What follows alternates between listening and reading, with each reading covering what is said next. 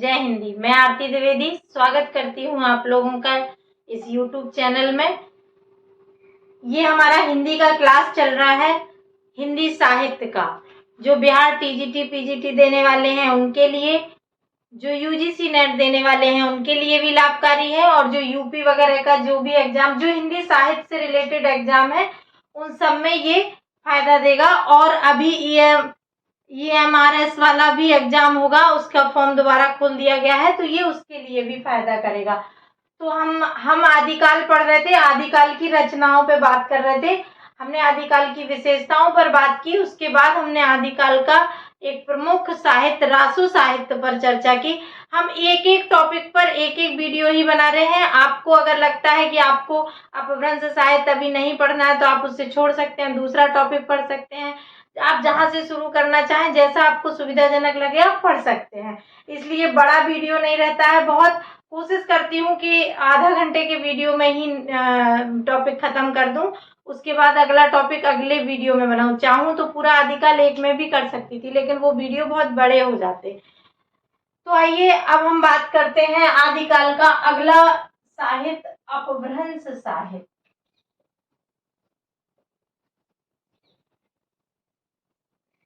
अपभ्रंश साहित्य। आप जितने लोग भी हमारे वीडियो को देख रहे हैं, लाइक कर रहे हैं, उनका धन्यवाद। आपसे अनुरोध है कि आप इसे शेयर भी करें अपने मित्रों में, ताकि वो लोग भी देख सकें। और आप लोग कमेंट्स कीजिएगा ताकि हमारा हौसला बढ़े, हमें लगे कि आप लोग पसंद कर रहे हैं। अभी हमारे पास व्यू कम है, ये हम जान रहे हैं, पर कंटेंट बहुत अच्छा है। किसी ने ये लिखा भी है, उसके लिए भी हम धन्यवाद देते हैं कि उसे हमारा कंटेंट पसंद आया। और नए जुड़ रहे हैं तो प्लीज चैनल को सब्सक्राइब कर लीजिएगा। आइए, अपभ्रंश साहित्य में आपको 3 तरह का काव्य रूप देखने को मिलेगा। एक तो दोहा, ठीक है। दूसरा आपको मिलेगा पद्दड़िया छंद,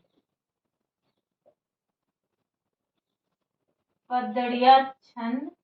और तीसरा गे पद, गे पद। पद्दड़िया छंद जो है ये 16-16 मात्राओं का छंद है। जैसे अभी चौपाई छंद होता है ना 16-16 मात्राओं का, ऐसे ये भी 16-16 मात्राओं का छंद है, ठीक है।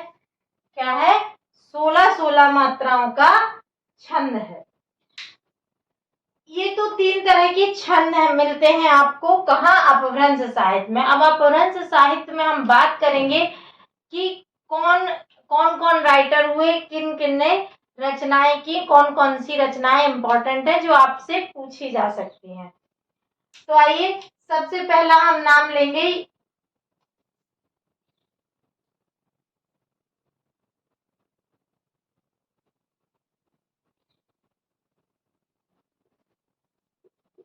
जोगिंदु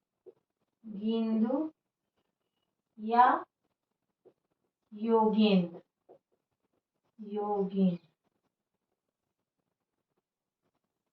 सबसे पहला इनका नाम हम लेते हैं। इनकी रचनाओं का नाम है परमात्म प्रकाश, और दूसरी रचना है योग सार।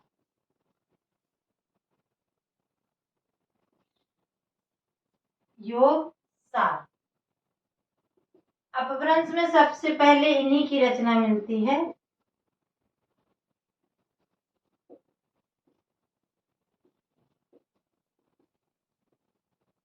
सबसे पहले इन्हीं की रचना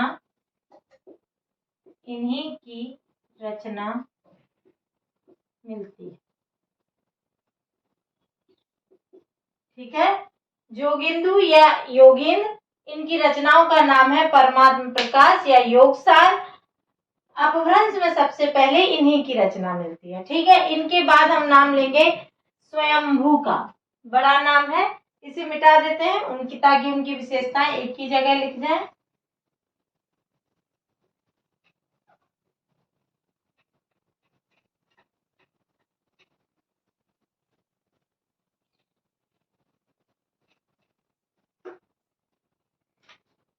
अगला नाम आपको मिलेगा स्वयंभू। क्या नाम है? स्वयंभू। ये जैन परंपरा के प्रथम कवि माने जाते हैं। जैन परंपरा के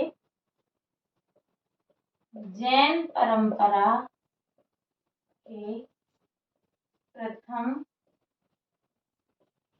कवि के रूप में माना जाता है। डॉक्टर राम कुमार वर्मा ने, पहले भी ये बात हम आपको बताए हैं, डॉक्टर राम कुमार वर्मा ने हिंदी का प्रथम कवि माना। हिंदी का प्रथम कवि माना। क्या माना? हिंदी का प्रथम कवि माना। इनकी प्रमुख जो रचनाएं हैं, 3 प्रमुख रचनाएं हैं। एक है पहुम चरियु, दूसरी है रिठणेमी चरियु। चरियु का मतलब चरित्र होता है, ठीक है। ये चूंकि अपभ्रंश में है इसलिए इसे चरियु लिखा जाता है। और एक रचना है स्वयंभू छंद। स्वयंभू छंद इनकी पूर्ण प्रकाशित रचना, पूर्ण प्रकाशित रचना है स्वयंभू छंद। ये रिठणेमी छंद जो चरियु है ये कृष्ण चरित्र है, कृष्ण चरित्र है। और पहली बार अपभ्रंश में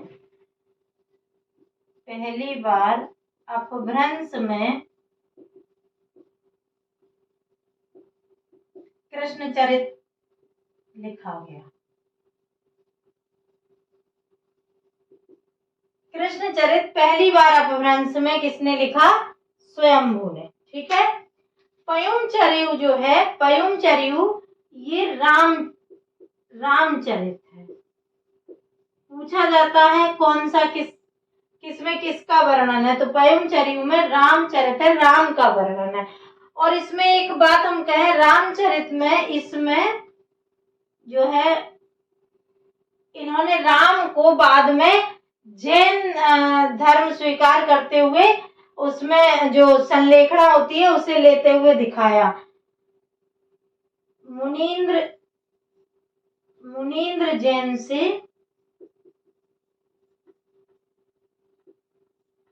उपदेश लेकर राम संलेखना करते हैं,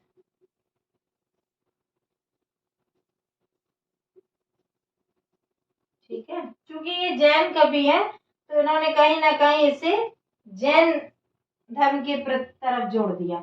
इसमें 5 कांड मिलेंगे आपको। ऐसे रामचरितमानस आप देखेंगे, तुलसी कृत या वाल्मीकि की रामायण देखेंगे तो उसमें आपको 7 कांडों का वर्णन है। यहाँ आपको 5 कांड हैं। 5 कांडों के नाम हैं विद्याधर। विद्याधर का मतलब है बालकांड। विद्याधर का मतलब है बालकांड। दूसरा कांड है अयोध्या कांड।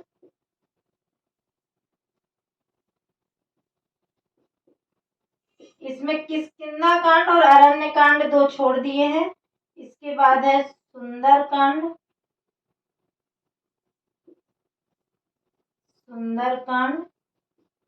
अगला है युद्ध कांड। इसी को रामचरितमानस में युद्ध कांड की जगह लंका कांड है। और उत्तर,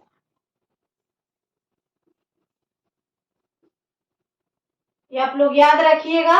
विद्याधर मतलब बालकांड, अयोध्या कांड, सुंदर कांड, युद्ध कांड और उत्तर कांड, ये क्या है? 5 कांड है। किसमें? पयुम चरियु में। पयुम चरियु क्या है? रामचरित मानस, इसमें रामचरित मानस नहीं पर राम का चरित्र है, जिसे राम, इन्होंने क्या किया कि राम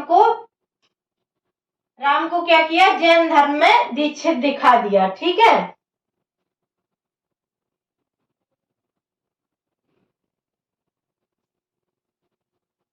स्वयंभू को अपभ्रंश का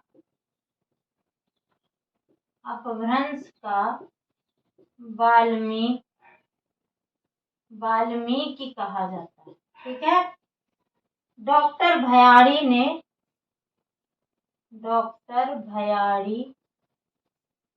ने इन्हें अपभ्रंश का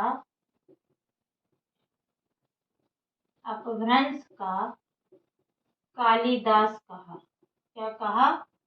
अपभ्रंश का कालिदास। और स्वयं ने अपनी भाषा को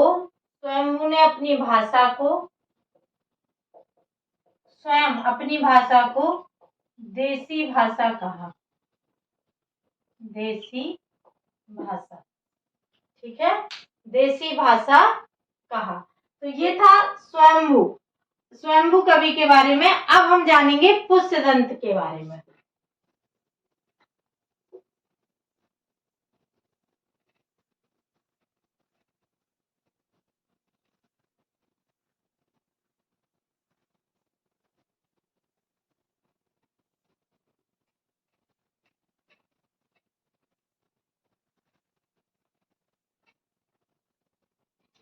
अगला नाम है पुष्यदंत। क्या नाम है अगला? पुष्यदंत। पुष्यदंत के बारे में कहा जाता है ये मूलतः शैव थे और इन्होंने अपने आश्रयदाता की आज्ञा से जैन धर्म स्वीकार कर लिया था। मूलतः ये क्या थे? मूलतः ये शैव थे, लेकिन आश्रयदाता की आज्ञा से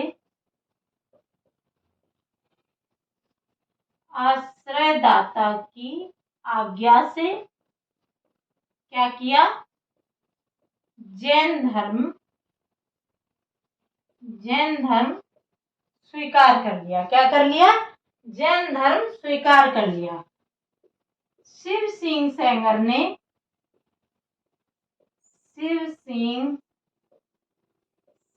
ने इनकी भाषा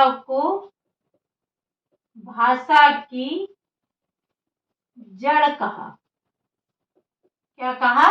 भाषा की जड़ कह के बुलाया। ठीक है, इनकी जो रचनाएं हैं,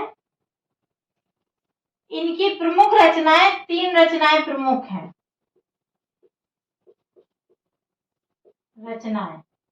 इनकी जो प्रमुख 3 रचनाएं हैं, नाम थोड़ा सा टफ होगा लेकिन कोई बात नहीं, याद हो जाएगा, 2-3 बार पढ़ेंगे समझ में आ जाएगा। नाम है त्रिशठी महापुरुष गुणांकार। इसे महापुराण भी कहते हैं। अगर आप ये नाम याद ना भी रख सके पर ये नाम अवश्य याद रखें कि महापुराण किसकी रचना है। ये कई बार एग्जाम में पूछी गई है। ठीक है, अगला नाम है राय कुमार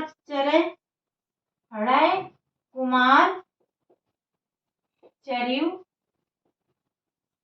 और एक है जसहर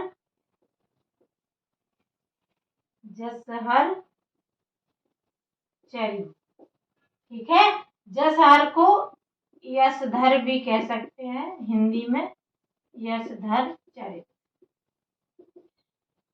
चरियू का मतलब हमने बताया आपको, चरित होता है। ठीक है, आचार्य शुक्ल ने इनकी 2 रचनाएं और मानी है।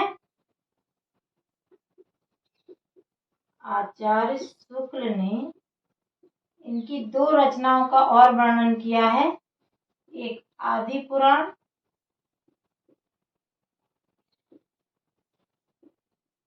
एक है आदि पुराण और दूसरा है उत्तर पुराण। आदि पुराण और उत्तर पुराण। और इन्होंने आचार्य शुक्ल ने ये भी कहा कि इसी में चौपाई छंद का वर्णन, ये चौपाई छंद में लिखा है। हालांकि जो अब चौपाई छंद है उसमें 16-16 मात्राएं होती हैं, और अपभ्रंश के चौपाई छंद में 15-15 मात्राएं हैं। ठीक है। आदि पुराण व उत्तर पुराण शुक्ल जी के अनुसार पुष्यदंत की रचनाएं हैं जो चौपाई छंद में लिखी गई हैं। यहीं से तुलसीदास ने के जो यहाँ चौपाई मिलती है इसी से मिलती जुलती है, लेकिन यहाँ 15-15 मात्राएं हैं। पर तुलसीदास की रामचरितमानस में जो चौपाई है या आज जो चौपाई की परिभाषा है उसमें 16-16 मात्राएं हैं। इन्होंने स्वयं ही, पुष्यदंत ने स्वयं ही अपने आप को उपाधियां दी थी, स्वयं को उपाधि दी थी, स्वयं को उपाधियां दी थी। क्या? अभिमान मेरु, कवि कुल तिलक और काव्य रत्नाकर। अभिमान मेरु, काव्य रत्नाकर,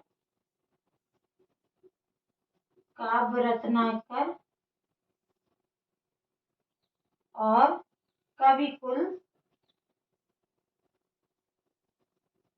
कुल तिलक। डॉक्टर भयाणी ने इनको, स्वयंभू को डॉक्टर भयाणी ने कालिदास कहा था और इन्हें कहा है अपभ्रंश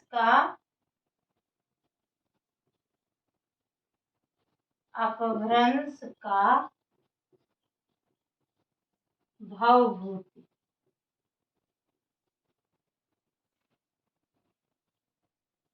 अपभ्रंश का भवभूति कहा है। किसने? डॉक्टर भयाणी ने। ठीक है, इसको मिटा देती हूँ।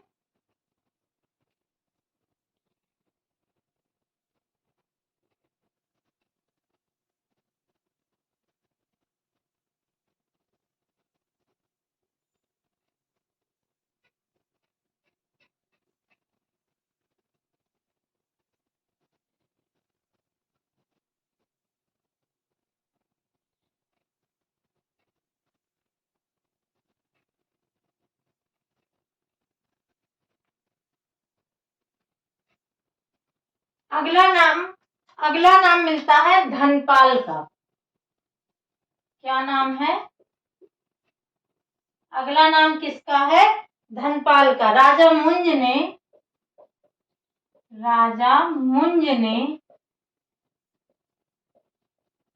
इन्हें सरस्वती की उपाधि दी थी। सरस्वती की उपाधि दी थी।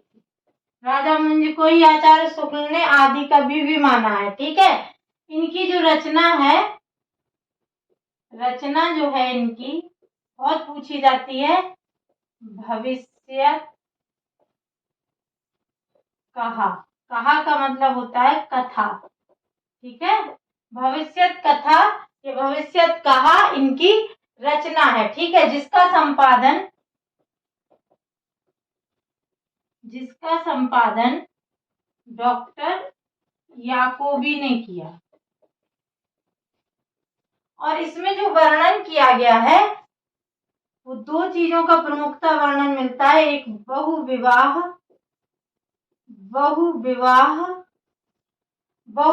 के जो दुष्परिणाम है, बहुविवाह के दुष्परिणाम, और साध्वी व चरित्रहीन या कुटिल कुलटा स्त्री के मध्य भेद बताया है। दोनों में अंतर बताया है कि क्या अंतर है इन दोनों में। ठीक है। धनपाल हो गए। अगला नाम है हेमचंद्र। इसे मिटा देती हूँ।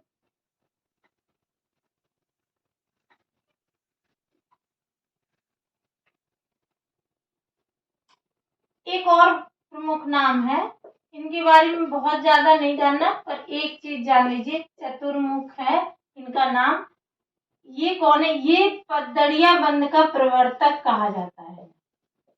जो पतदड़िया बंद है काव्य रूप जो अपभ्रंश में, उसका प्रवर्तक माना जाता है। ठीक है, बहुत ज्यादा इनके बारे में नहीं जानना है, बस पतदड़िया बंद के प्रवर्तक है इसलिए जान लीजिए। अगला नाम है जिनदत्त, जिनदत्त सूरी का। जिनदत्त सूरी को इन्होंने सबसे पहले चरित प्रबंध काव्य जो थे, जो चरित काव्य थे, उनकी परंपरा शुरू की। चरित काव्य की परंपरा की शुरुआत की। ठीक है, चरित काव्य परंपरा की शुरुआत किसने की? जिनदत्त सूरी ने। इनकी रचना है उपदेश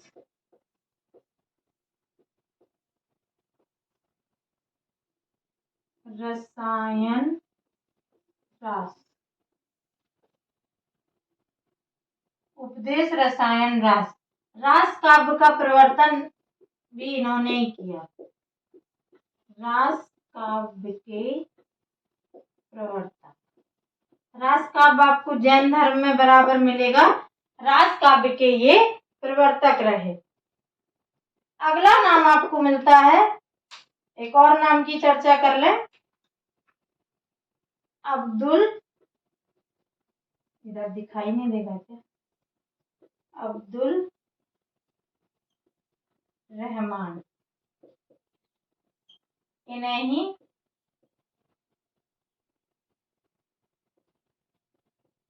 अद्दहमान भी कहा जाता है। इन्हें हमने बताया था आचार्य द्विवेदी जी ने, आचार्य द्विवेदी जी ने क्या माना है? हिंदी का प्रथम कवि। क्या माना है? हिंदी का प्रथम कवि किसको? अब्दुल रहमान को। किसने माना है? आचार्य हजारी प्रसाद द्विवेदी ने। इनकी जो रचना है, क्या नाम है इनकी रचना का?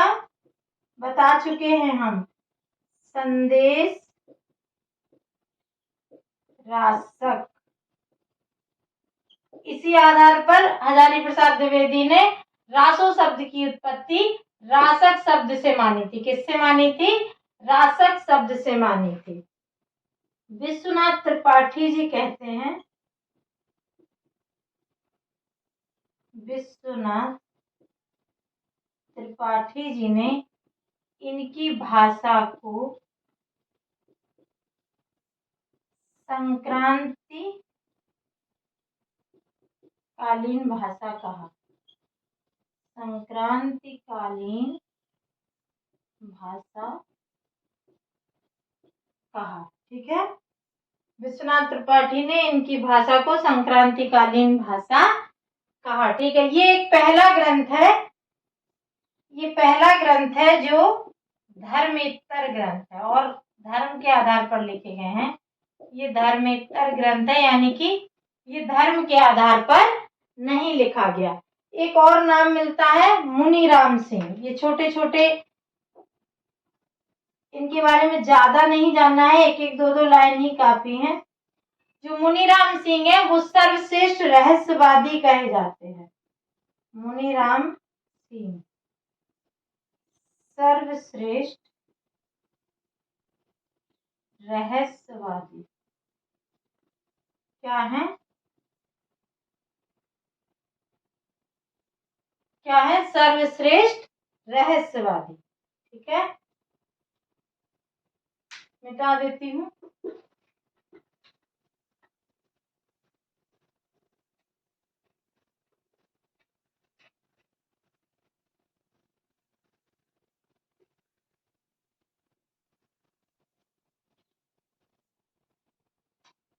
मुनि राम की बारे में बता रहे थे, उनकी रचना नहीं बताई हमने ना।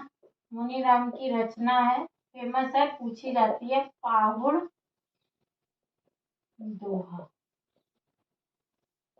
यहाँ अपभ्रंश आप पढ़ लेंगे तो आपको एक फायदा होगा कि जब आप भाषा विज्ञान में अपभ्रंश भाषा पढ़ेंगे वहां आपको ये परिचित सा लगेगा, जान पहचान सा लगेगा। ठीक है, अगला नाम है हेमचंद्र का। और किसका है अगला नाम? हेमचंद्र का। इनकी जो रचना है, इनकी जो रचना है वो है सिद्ध हेम,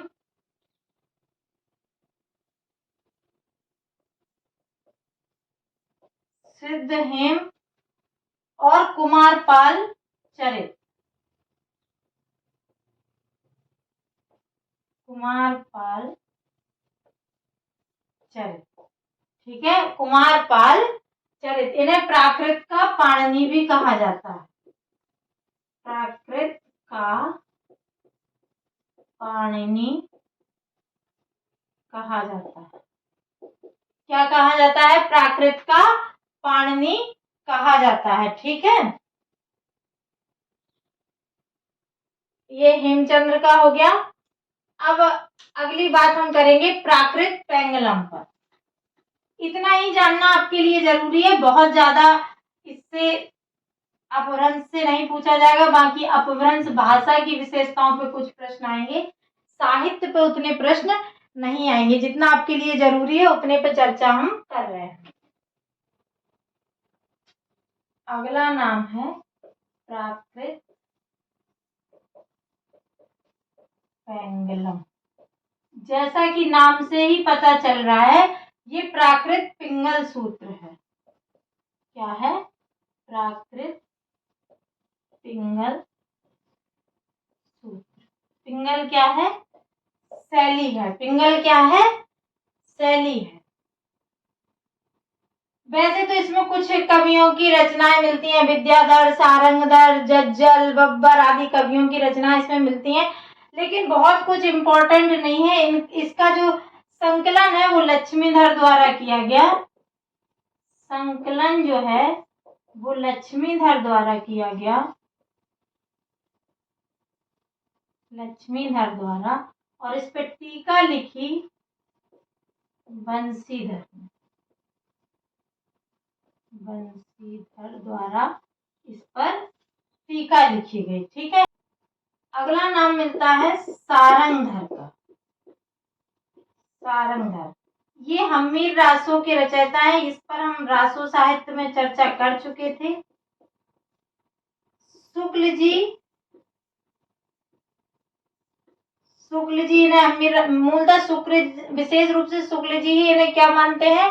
हम्मीर रासों के रचयिता मानते हैं। और वो लिखते हैं कि ये अच्छे कवि व सूत्रकार है। अच्छे कवि व सूत्रकार। बच्चन सिंह ने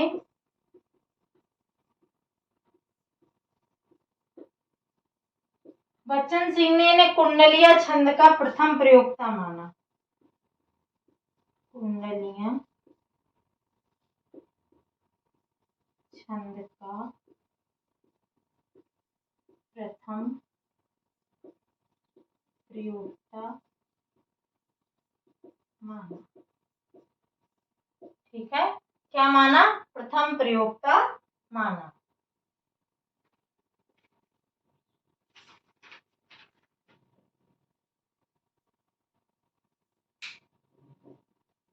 प्रयोक्ता माना। ये आपका क्या था? अपभ्रंश साहित्य था। इसके बाद हम बात करेंगे सिद्ध साहित्य पर और नाथ साहित्य पर। सिद्ध और नाथ को हम कोशिश करेंगे एक ही वीडियो में बना दें। उसके बाद जैन साहित्य, और जैन साहित्य के बाद आदिकाल आपका समाप्त हो जाएगा। अगर छोटा वीडियो लगेगा तो बड़ा वीडियो करके जैन साहित्य भी उसके साथ कर देंगे, वरना सिद्ध नाथ पर एक और जैन साहित्य पर एक छोटा वीडियो बनाकर हम आदिकाल का समाप्त करेंगे। फिर हम बढ़ेंगे आगे किस पर? भक्ति काल पर, और इसके प्रश्नोत्तर भी हम करेंगे। तो हमारे साथ जुड़े रहने के लिए बहुत बहुत धन्यवाद।